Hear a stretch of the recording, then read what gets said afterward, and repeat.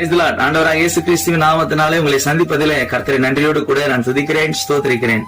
நேற்று தினம் கொடுக்கப்பட்ட தேவனுடைய திட்டத்தின் தொடர்ச்சியாக நீதிமொழிகள் 16ஆம் அதிகாரம் 9ஆம் வசனம்.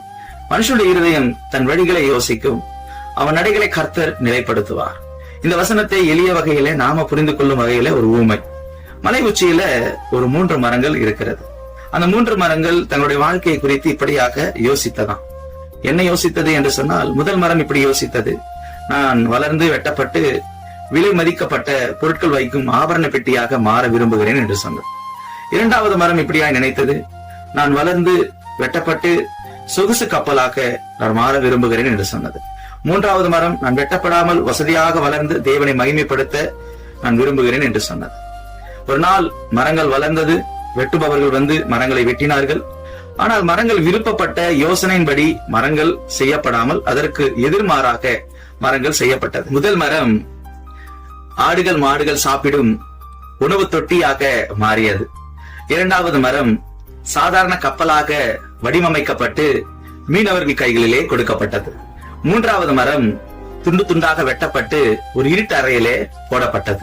இந்த 3 மரங்களும் மிகவும் வேதனையோடு கூட நாம் யோசித்தது ஒன்று, ஆனால் நடந்தது வேறொன்று என்று நினைத்துக் கொண்டு மிகவும் வேதனையோடு கூட துக்கத்தோடு கூட தங்கள் வாழ்க்கையை வாழ்ந்து கொண்டு வந்தது. சில காலங்கள் கடந்தது.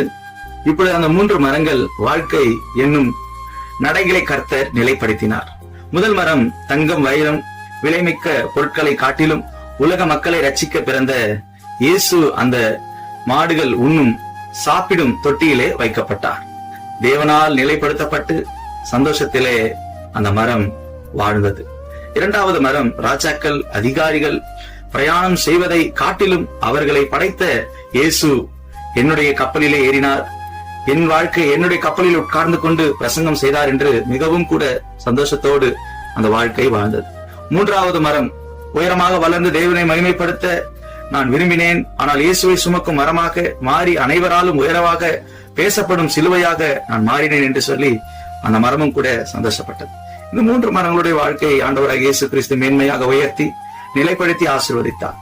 இந்த இயேசுவை தெய்வமாய் ஏற்றுக்கொண்டு நம்முடைய வாழ்க்கையை நடைகளை இயேசுவின் கையில ஒப்புக் கொடுத்து வாழ்வோமாக. அப்பொழுது நம்முடைய வாழ்க்கையை நிலைப்படுத்தி ஆசீர்வதிப்பார். ஜெபம். எங்களை அதிகமாய் நேசிக்கிற நல்ல பிதாவே, நாங்கள் என்னத்தான் யோசித்தாலும் நீர் நினைத்தது, நீர்தான் நடைகளை நிலைப்படுத்துகிற தேவன். எங்களுடைய வாழ்க்கையை கூட நீர் ஆசீர்வதித்து நிலைப்படுத்தி வழிநடத்தும்படி எங்களை முழுமையாய் உம்முடைய பாதங்களில் ஒப்புக் கொடுத்து ஜெபித்து வேண்டிக் கொள்ளுகிறேன். இயேசுவின் நாமத்தில் பிதாவே, ஆமென். Praise the Lord.